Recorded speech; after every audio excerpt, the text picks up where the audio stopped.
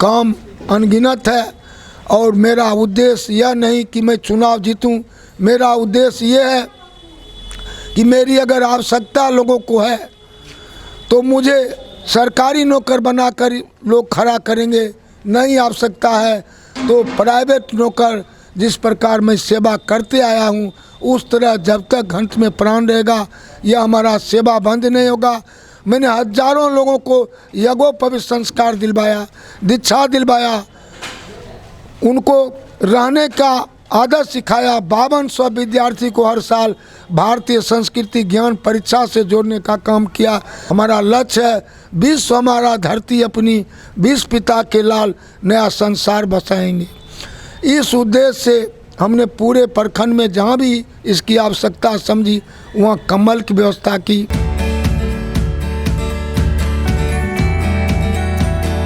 This video is sponsored by Khagendra Vaibhav hospital, जहां हो कान, नाक और गले का बेहतर इलाज in association with doctor Roshan Kumar, ENT specialist.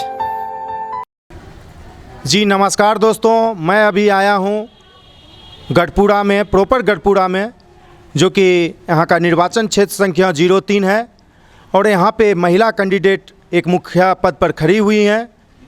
उनका नाम संतोष देवी हैं और उनके पति जो कि सुशील सिंघानिया के नाम से जाने जाते हैं, जो कि एक बहुत बड़े समाज सेवी के रूप में भी जाने जाते हैं।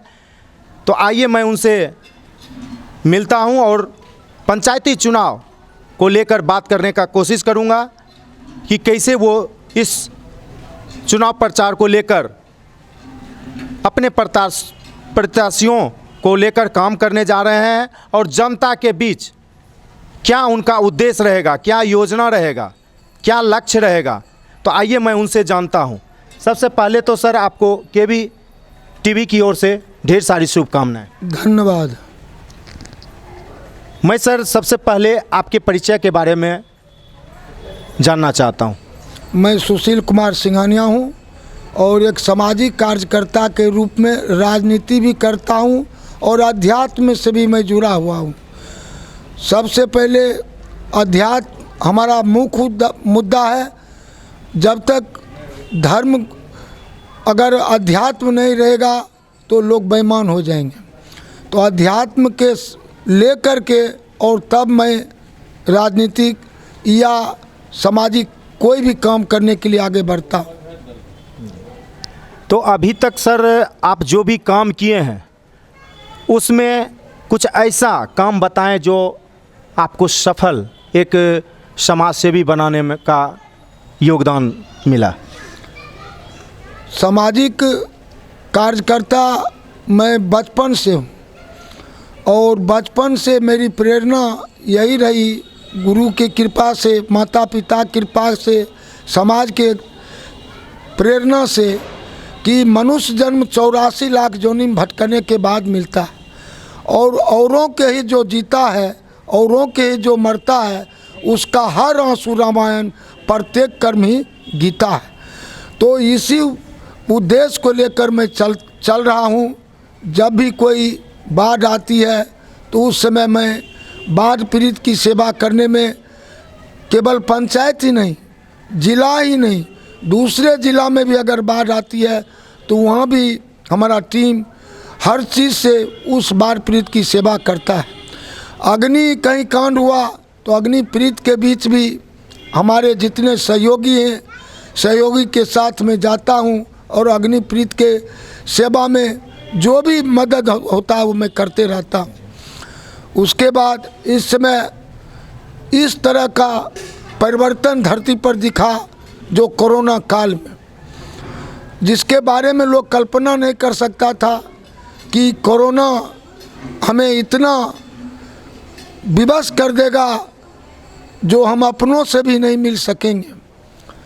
उस समय लोगों को आवश्यकता थी, कहीं हमारे परिजन दिल्ली में फंसे हुए थे तो उस परिजन को निकालने के लिए मैं वहाँ दिल्ली में ही व्यवस्था कर दिया था कि हमारे क्षेत्र के जो भी परिजन हैं उनको वहाँ भोजन रहने के लिए, और जब तक टिकट नहीं बने तब तक व्यवस्था दिल्ली में ही हमारा एक कैंप चल रहा था। यहाँ जो भी भूखे थे उनके लिए मैंने खोज करके अन्न की व्यवस्था की, उनके लिए मांस की व्यवस्था की। उसी समय ठंड था, उनके लिए कंबल की व्यवस्था की। हमारे परिजन दाह संस्कार के लिए सिमरिया नहीं जा सकते थे। मैंने अपने 8 कट्ठे ज़मीन में एक मुक्ति धाम भी उस समय बना दिया, जहाँ 54 लाश लोगों ने जलाने का काम किया। ऑक्सीजन का दिक्कत था, मैं 5 ऑक्सीजन लाकर इस क्षेत्र ही नहीं, अपने पंचायत ही नहीं, 2-4 प्रखंड के लोगों को मुफ्त मुहैया ऑक्सीजन करते रहा। उसके बाद लोगों को ठंड में कपड़ा नहीं है तो हम अपने जितने सहयोगी थे उनके साथ, कहीं कोरे में कंबल वितरण हो रहा है तो कहीं दुनी में हो रहा है, कहीं मौजी में, यह सोच कर कि नहीं कि मैं एक प्रत्याशी बनूंगा और अपने गांव में ही इस काम को मैं करूं। हमारा लक्ष्य है विश्व हमारा धरती अपनी, विश्व पिता के लाल नया संसार बसाएंगे। इस उद्देश्य से हमने पूरे प्रखंड में जहाँ भी इसकी आवश्यकता समझी वहाँ कंबल की व्यवस्था की। उसके बाद हर माह के 6 तारीख को एक यहाँ शिविर आँख का लगता है, जिसके द्वारा अभी तक 6000 से ऊपर व्यक्ति इस माध्यम से ऑपरेशन निःशुल्क करवाए हैं। लेंस, चश्मा, भोजन, दवाई, और रात में रुकते हैं तो उनकी भोजन की व्यवस्था, जाने से पहले उनके पानी, चाय, उनके बैठने की व्यवस्था मैं अनवरत करते हुए आ रहा हूँ। यह बोलने की चीज़ नहीं है। कहा गया है कि कोई भी काम अगर करते हैं तो कोई इस हाथ से करते हैं तो दूसरा हाथ नहीं जाने। लेकिन आज आपके सामने मैं थोड़ा सा अपना ये मज़दूर है तो मज़दूर आज तक नहीं जानता था कि मैं मज़दूर हूँ और मुझे भी सरकार के द्वारा कुछ राहत मिलता है। तो इसे कम से कम 500 मज़दूर को सरकार से जोड़ने का काम किया, जो उसे वर्ष में 8 से 10 हज़ार रुपया, उनके मरने के बाद उनके परिवार को 2 लाख रुपया, उनकी बेटी की शादी है तो उस शादी में 50,000 रुपया, उनको दाह संस्कार के लिए 50,000 रुपया, ये मैंने खोज कर के लाया और आज यहाँ के मजदूर इसका भी लाभ ले रहे हैं। काम अनगिनत है और मेरा उद्देश्य यह नहीं कि मैं चुनाव जीतूं। मेरा उद्देश्य ये है कि मेरी अगर आवश्यकता लोगों को है तो मुझे सरकारी नौकर बनाकर लोग खड़ा करेंगे, नहीं आवश्यकता है तो प्राइवेट नौकर, जिस प्रकार मैं सेवा करते आया हूँ उस तरह जब तक घंट में प्राण रहेगा यह हमारा सेवा बंद नहीं होगा। मैंने हजारों लोगों को यज्ञोपवीत संस्कार दिलवाया, दीक्षा दिलवाया, उनको रहने का आदत सिखाया। 5200 विद्यार्थी को हर साल भारतीय संस्कृति ज्ञान परीक्षा से जोड़ने का काम किया। जो विद्यार्थी यह नहीं जानता था कि विद्या और शिक्षा में क्या अंतर है, वो सभी विद्यार्थी कहता था कि हम विद्या और शिक्षा एक है, लेकिन मैंने उनको बतलाया दोनों विद्या और शिक्षा में आकाश और पाताल का अंतर है। इस तरह का संस्कार का भी कार्यक्रम मेरा अनवरत चलता रहा। योग, व्यायाम, गांव सफाई, ये हमारा चलता रहा। और सबसे पहले मैंने निर्मल गांव के बारे में, हमारे गांव में कुछ विरोध चल रहा है। निर्मल का मतलब होता है कि हम लोग खुद अपने घर को, अपने दरवाजे का, अपने अगल बगल का साफ करते हैं। उस समय 625 रुपया सरकार के द्वारा मिलता था कि जो भी व्यक्ति अगर पैखाना बनाएगा तो 125 रुपया लाभार्थी से लो और 500 सरकार देगा। मैंने 600-700 घर में वह शौचालय भी बनवाया और जब महामहिम की टीम गरपुरा में आई तो मैं उसमें कुछ था नहीं, लेकिन मेरा टीम लग करके और इस गांव में निर्मल पंचायत राष्ट्रपति से पुरस्कृत इस गांव के मुखिया को हमने करवाया। उसके बाद उस पैखाने का नाम था आदत डालो। केवल लोग को जाने के लिए सिखाओ। जब लोग जाना सीख लेगा या तो खुद बनाएगा और नहीं तो सरकार के द्वारा फिर जो हम पैसा देंगे उससे लोग बनाएगा।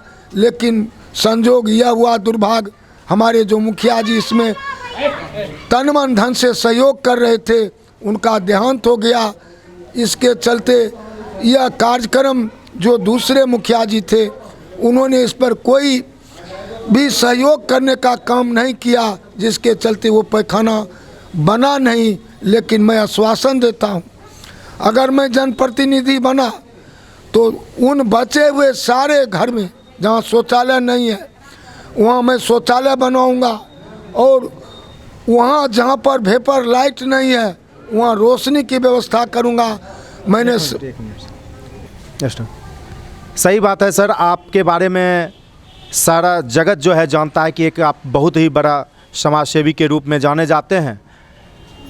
लेकिन आप इतने समाज सेवी के रूप में अगर जाने जाते हैं तो मुखिया पद ही क्यों और कोई पद क्यों नहीं?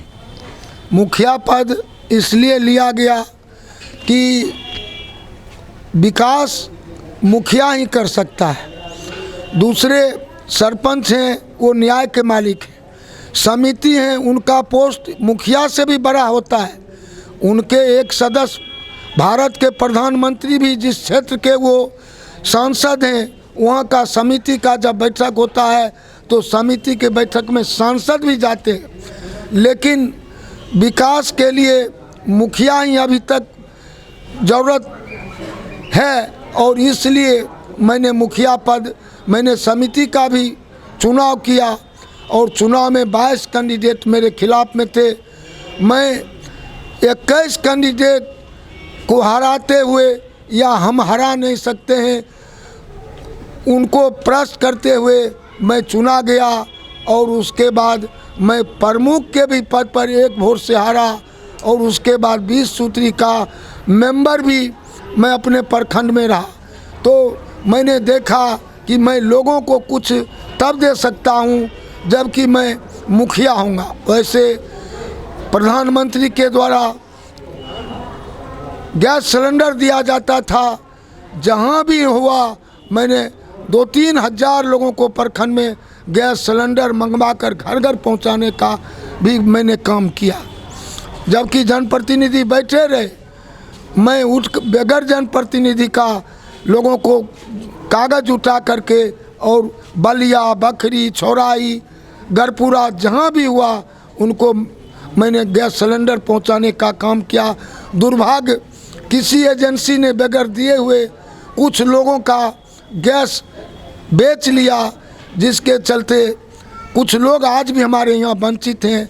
सरकार जब जांच होगी तो उन लोगों को भी गैस देने का काम मैं करवाऊँगा। तो सर सही बात है, आपने इतना सारा काम बताया कि मुखिया पद पर, इसीलिए मैं आना चाहता हूँ। तो आप जो मुखिया पद पर उतरने चले हैं जनता के बीच, तो आपके पास तो कुछ मुद्दा होगा। कौन कौन से मुद्दे पर आप जनता के बीच मुखिया चुनाव लड़ने जा रहे हैं? थोड़ा सा उस मुद्दा के बारे में मुझे साझा कीजिए। सबसे पहले मुद्दा है कि हर घर में मैं शौचालय बनवाऊँगा। जो भी आज तक वंचित परिवार हैं जिनका टूट गया, उन तो तमाम घरों में मैं शौचालय बनवाने का काम करूँगा। वैसे लोगों का जो आज भी इंदिरा आवास से वंचित है, उनको मैं इंदिरा आवास दिलवाने का काम करूँगा। आज भी वैसे लोग 80 वर्ष के बैठे हुए, जबकि 60 वर्ष के लोगों को वृद्धा पेंशन मिलना चाहिए। लेकिन 80 वर्ष के लोग, मैं जब समाज के बीच घूमा तो देखा कि वो आज भी वंचित हैं। वैसे लोगों को वृद्धा पेंशन खोज करके कैंप करवा करके दिलवाऊँगा। मेरे क्षेत्र में पानी का जन जमाव है, और जिसके चलते हजारों मन हमारा गल्ला नहीं उत्पादन हो पाता है। करोड़ों की संख्या, करोड़ों रुपए का हमारा गन्ना डूब गया है। मैं उस पानी निकासी का काम करवाऊँगा। और भी हमारा बहुत मुद्दा है, जिस मुद्दा के चलते उस मुद्दा को मैं प्राथमिकता दूंगा कि कोई भी गरीब गुरबा, सामान लोग, आज लोग कहते हैं गरीब गुरबा, मैंने देखा कि जिन्हें भूमिहार लोग कहते हैं, वैसे घरों में भी आज वो बेघर पड़े हैं, उन्हें घर नहीं मिला है। उनके घर में वृद्धा पेंशन के लिए लोग बैठे हुए हैं, राशन कार्ड के लिए लोग वैसे बचे हुए हैं जिन्हें राशन कार्ड आज तक नहीं मिला। सारे लोगों को खोज कर मेरी प्राथमिकता होगी कि मैं उनको राशन कार्ड, वृद्धा पेंशन, ये प्रधानमंत्री आवास योजना, अगर 5 लाख रुपए का कार्ड बना हुआ है, घर में रखा हुआ है और रोगी मर रहा है, वैसे लोगों को मैं उस तक पहुंचाऊंगा जहां पर कि उस 5 लाख रुपए का इलाज हो रहा है। हम जान नहीं रहे हैं, हम पैसे के अभाव में घर में मर रहे हैं, उस रोगी को वहां तक पहुंचाकर उसका लाभ दिलवाऊंगा। जिस घर में बिजली अभी तक नहीं है, उस घर में बिजली भी दिलवाने का काम करूंगा और किया हूं। सैकड़ों की संख्या में जो इससे वंचित थे, वैसे लोगों को घर में मैं यहाँ कैंप कर के मीटर लाइन दिलवाने का भी काम किया। जी सही आपने कहा सर, और जो भी होगा वो तो समय बताएगा और जनता मालिक के हाथ में ये सारा निर्णय है। लेकिन सर, आपके पंचायत में शिक्षा, स्वास्थ्य और सुरक्षा को लेकर आपका क्या कहना है, क्या राय है? कैसा सुरक्षा है, कैसा स्वास्थ्य है और शिक्षा किस स्तर का है, थोड़ा उस पर बताएं। शिक्षा का स्तर इस कोरोना काल में तो बहुत ज़्यादा गिर गया, परिस्थिति थी। उससे पहले भी शिक्षा हमारा थोड़ा गड़बड़ चल रहा है। इसका भी मैं पूरा सहयोग कर के उन शिक्षकों से मिल कर के, पदाधिकारी से मिल कर के शिक्षा में भी मैं गुणवत्ता लाऊंगा। उसके बाद ये सुरक्षा में तो बहुत बदलाव है, लेकिन अगर उसमें भी जहां ज़रूरत होगी सुरक्षा के लिए भी मैं यहाँ थाना प्रभारी से लेकर जिला अधिकारी से लेकर एसपी तक जा कर के अपनी सुरक्षा, अपने समाज की सुरक्षा के लिए मैं नहीं छोड़ूंगा। और तीसरा आप कहे स्वास्थ्य के महीने में अपना 6 करोड़ रुपए का मैंने ज़मीन स्वास्थ्य के लिए गढ़पुरा हॉस्पिटल को मैंने दान किया।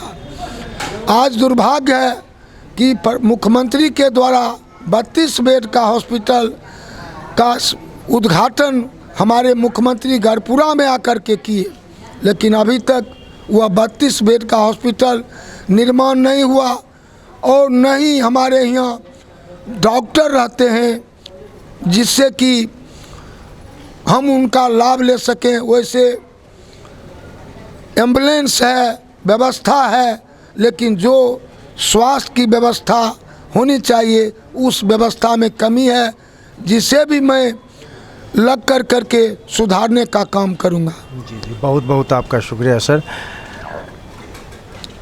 और सर, आपके पंचायत में कुछ ऐसे काम होंगे जो कि आपको दिखता होगा कि नहीं, मुझे जीतने के बाद सबसे पहला प्राथमिकता जो है उस काम के ऊपर रहेगा, तो ऐसा। और सर, आखिरी सवाल मैं आपसे कहना चाहूँगा कि आप जनता मालिक से क्या अपील करना चाहते हैं? मैं जनता मालिक से, माताओं से, आत्मीय बंधुओं से निवेदन करता हूं कि मेरा चुनाव चिन्ह तो नहीं, मेरे पत्नी संतोष देवी का चुनाव चिन्ह कैमरा छाप है, जो 9 की संख्या में अंतिम, उसके बाद कोई भी चुनाव चिन्ह नहीं है। आप अगर उन्हें अपना मत देते हैं तो मैं आपको विश्वास दिलाता हूं कि आप के सामने मैं खरा उतरूंगा। सरकार के द्वारा मेरे समझदारी से जो भी और सरकार से अलग भी व्यवस्था होगी, मैं आपकी सेवा में तत्पर रहूंगा। ये आपसे मेरा निवेदन है। जी बहुत बहुत धन्यवाद सर आपका हमारे केबी टीवी चैनल से जुड़ने के लिए। और यहाँ पे कुछ इस पंचायत के जनता बैठे हुए हैं जो कि हमारे बीच बुजुर्ग भी हैं, युवा भी हैं, कुछ महिलाएं भी हैं, तो मैं उनसे भी राय विचार लेता हूँ कि इस बार उनका मूड क्या है, उनका सोच क्या है, वो इस बार क्या करने वाले हैं, परिवर्तन या जो है उसी को रखना चाहते हैं। तो आइए मैं उनसे हाल समाचार लेता हूँ। सबसे पहले मैं महिला के पास चलता हूँ। प्रणाम चाची। ई बार की इच्छा है अपने के कहाँ वोट गिरबैक छै? महाजने गिरेबै संतोष देवी के। किया वोट देबै? किया वोट देबै? जेना लोग पूछते अपने गांव घर में की जवाब देबै? ओनाहिते बतियैया। कमरा छाप। कमरा छाप पर वोट देबै। किया बढ़िया प्रतिनिधि छथिन? हाँ बढ़िया छथिन। अपने के विश्वास है उन पर? हाँ छै विश्वास। अपने मामा किनका वोट देबै? कोन चीज नाम कहलियै भूलि गेलियै। संतोष देवी के नाम पर। ई बेर हुनके जितबैके छै? हाँ हुनकरे जितबे के। चिन्ह याद छै क्यों कौन चिन्ह छै हुनकर? हाँ चिन्ह छै कमरा छाप। कैमरा छाप। इस बार आपका क्या इच्छा है कि इस बार किनको वोट दीजिएगा? संतोष देवी कैमरा छाप पर जनता लोग का बहुत सेवा किए हैं। यह लेकर अपने वोट देबै? हाँ यह लेकर हम अपने वोट देबै। अपने के हुनका से कुछ बेनिफिट अभी तक मिलले? बहुत चीज मिल रही सुविधा। आप जे छै से मुखिया पद पर लाबे चाहे? हाँ हाँ मुखिया पद पर लेबे तब ना आरो सुविधा पैबे। जी जी बहुत बहुत धन्यवाद। अपने मामा हैस रहिए ई बेर ककरा वोट देबै? अपने ककरा आशीर्वाद देबै? देवी। संतोष देवी। हाँ कैमरा छाप। कैमरा छाप। हाँ कैमरा ककरा कहै छै? कमरा छाप देखलियै ने। ओकरा से की काम होइ छै? कैमरा से कोन काम होइ छै? फोटो घींचे वाला। हाँ तब तो अपने जाने छिए। संतोष देवी जी को जानते हैं? खूब जानते हैं सर को वो इस पंचायत का हम नहीं है। इस हम पंचायत से किस पंचायत से हैं? हम कुमारसम पंचायत से हैं। अच्छा। और ये इनको पूरे प्रखंड में नाम जानी है कि जो सुशील महाजन मरनी हरनी आफत गरीब में सब में ये साथ रहते हैं। इसमें इनको कोई कमी नहीं है। और मुखिया पद से ये आने के लिए तभी पंचायत में। तो गढ़पुरा पंचायत के जितने भी जनता मालिक हैं आप उनसे क्या अपील करना चाहते हैं उनके लिए? उनके लिए हम सहयोग करेंगे जहाँ तक हमको मेरा सहयोग है उनको करेंगे हम। जनता मालिक से क्या अपील करना चाहते हैं आगे गढ़पुरा के? वोट मांगेंगे उनसे जो बना था वोट दीजिए। बहुत बहुत शुक्रिया सर आपको। और ये थे हमारे गढ़पुरा के सुशील कर्मठ सुयोग शिक्षित महिला उम्मीदवार संतोष देवी जी के पति सुशील सिंघानिया जी, जो कि मैं उनसे बातचीत किया, बहुत कुछ जानने का कोशिश किया। एक बहुत ही बड़े समाज सेवी के रूप में थे और बहुत सारा काम भी किए हैं बिना कोई पद पे रहे हुए। मुझे सारा उनका कार्यकाल जानकर मुझे बहुत खुशी हुआ और इस चैनल पर केबी चैनल के माध्यम से उन्होंने अपने जनता को अपनी बातों को रखा। और मैं ये तो समय ही बताएगा कि एक जनता किन्हें चुनती है। ये सारा जो है सारे जनता के ऊपर जाता है कि जनता इस बार बदलाव चाहती है या नहीं चाहती है। तो आप लोग इसी के साथ आप लोग केबी टीवी चैनल के साथ बने रहें। मैं साकेत कुमार आपका दोस्त, धन्यवाद।